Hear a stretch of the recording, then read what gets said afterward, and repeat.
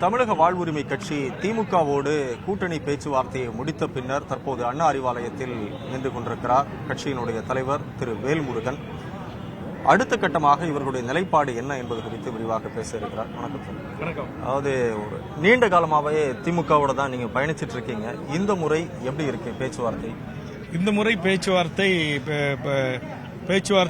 திமுக தலைவர் மாண்புமிகு தமிழ்நாடு முதலமைச்சர் அண்ணன் தளபதி அவர்களால் ஒருங்கிணைக்கப்பட்டிருக்கிற இந்த பேச்சுவார்த்தை குழு எனக்கு கொடுக்கப்பட்ட நேரத்தை தாண்டியும் பேச்சுவார்த்தை மிகவும் சுமூகமாக என்னுடைய நியாயமான கோரிக்கைகளை குழுவினர் காது கொடுத்து கேட்டு அதை அத்தனையும் அப்படியே மாண்புமிகு தமிழக முதலமைச்சர் திராவிட முன்னேற்ற கழகத்தின் தலைவர் அவர்களுடைய கவனத்திற்கு கொண்டு சென்று உங்களுக்கு உரிய பதிலை தருகிறோம் என்று சொல்லியிருக்கிறார்கள். ஆக இந்த பேச்சுவார்த்தை எனக்கு ஒரு மிகப்பெரிய என்னுடைய ஆதங்கத்தை இத்தனை ஆண்டுகளாக எதையெல்லாம் தளபதி அவர்கள் கவனத்திற்கு எடுத்து செல்ல வேண்டும் என்று நான் விரும்பினோ அந்த செய்திகள் அத்தனையும் இன்றைய தினம் குழுவிடம் நான் தெரிவித்திருக்கிறேன்.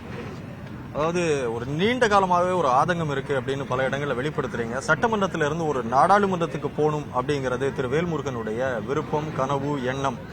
அதை திமுக சாத்தியமாக்கி கொடுக்குமா? சாத்தியமாக்கி கொடுக்கும் என்கிற நம்பிக்கை எனக்கு இருக்கிறது. காரணம், என்னுடைய ஆணித்தரமான வாதங்களும் சட்டமன்ற பேச்சுக்களும் சட்ட மசோதாக்கள் நிறைவேற்றப்படுகின்ற போது அதில் ஆய்வுக்கு உட்படுத்தி நுணுக்கமான சில செய்திகளை நான் அவையில் எடுத்து வைக்கின்ற வாதங்கள், திறமை, இது அனைத்தும் முத்தமிழறிஞர் தலைவர் கலைஞர் அவர்களுக்கும் பிடிக்கும், தளபதி அண்ணன் தமிழ்நாடு முதலமைச்சர் அவர்களுக்கும் பிடிக்கும், மூத்த அமைச்சர் பெருமக்களுக்கும் பிடிக்கும். ஆக என்னை போன்ற ஒருவர் இந்திய நாடாளுமன்றத்தில் உலகம் முழுவதும் வாழ்கின்ற தமிழ் மக்களின் உணர்வுகளை, உணர்ச்சிகளை, நியாயமான தமிழ் சமூகத்தின் வாழ்வுரிமை பிரச்சனைகளை அங்கு குரலாக ஒலிக்க வேண்டும் என்று நான் விரும்புகிறேன். இந்த விருப்பத்தை கண்டிப்பாக மாண்புமிகு தமிழ்நாடு முதலமைச்சர் அண்ணன் தளபதி அவர்கள் நிறைவேற்றி தருவார் என்ற முழு நம்பிக்கை எனக்கு இருக்கிறது. ஒரு முழு நம்பிக்கை இருக்கு. ஆனால் கடந்த முறை சீட் கேட்டீங்க, கொடுக்கல. இந்த முறை கொடுப்பதற்கான வாய்ப்பு இல்லைன்னா உங்களுடைய முடிவு என்ன? வாய்ப்பு இல்லை என்ற முடிவுக்கு நாம் ஏன் இப்போது சொல்வானே. எனக்கு தலைவர் மீது, தளபதி மீது ஒரு நம்பிக்கை இருக்கிறது.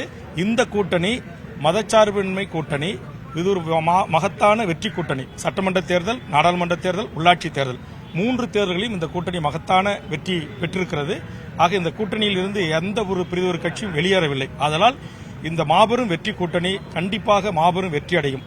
அந்த வெற்றியை அடைவதற்கு 3 தேர்தல்களிலே நான் பணியாற்றி இருக்கிறேன். அதனால் இந்த தேர்தலிலே அந்த வெற்றியில் பங்கேற்பாளராக எனக்கு ஒரு வாய்ப்பு தாருங்கள் என்ற வேண்டுகோளை வைத்திருக்கிறேன். கண்டிப்பாக எமது வேண்டுகோள் நிறைவேறும். இதன் கூடாகவே மிக மிக முக்கியமான ஒரு வேண்டுகோளாக சாதிவாரி கணக்கெடுப்பு உடனடியாக நடத்தப்பட வேண்டும் என்கிற ஒரு வரலாற்று சிறப்புமிக்க அறிவிப்பினை மாண்புமிகு தமிழ்நாடு முதலமைச்சர் அவர்கள் வெளியிட வேண்டும் என்கிற வேண்டுகோளை முன்வைத்திருக்கிறேன். காரணம், பீகார் முடித்திருக்கிறது, கர்நாடகா நேற்றைய தினம் முடித்திருக்கிறது, தெலுங்கானா, ஆந்திரா எடுத்துக் கொண்டிருக்கிறார்கள். அதனால் சமூக நீதி அரசாக இருக்கின்ற திராவிட முன்னேற்ற கழகம் உடனடியாக சாதிவாரி கணக்கெடுப்பை நடத்தி சமூக நீதி வழங்க வேண்டும் என்கிற எமது வேண்டுகோளையும் முன்வைத்திருக்கிறேன். கண்டிப்பாக இந்த வேண்டுகோள் எல்லாம் கண்டிப்பாக பரிசீலிக்கப்படும் என்கிற நம்பிக்கை எனக்கு இருக்கிறது. அதாவது கேளுங்கள் தரப்படும், தட்டுங்கள் திறக்கப்படுங்கிற மாதிரி நீங்க திரும்ப திரும்ப கேட்டுட்டே இருக்கீங்க. இந்த முறை அந்த கதவுகள் திறக்கப்படுமா நாடாளுமன்றத்தில்? கண்டிப்பாக திறக்கப்படும். நம்பிக்கை தானே வாழ்க்கை. அந்த நம்பிக்கையோடு நான் இருக்கிறேன். கண்டிப்பாக எமது கட்சியை மாண்புமிகு தளபதி அவர்கள் அங்கீகரிப்பார் என்கிற முழு நம்பிக்கை எனக்கு இருக்கிறது. நன்றி, வணக்கம், வாழ்த்துக்கள்.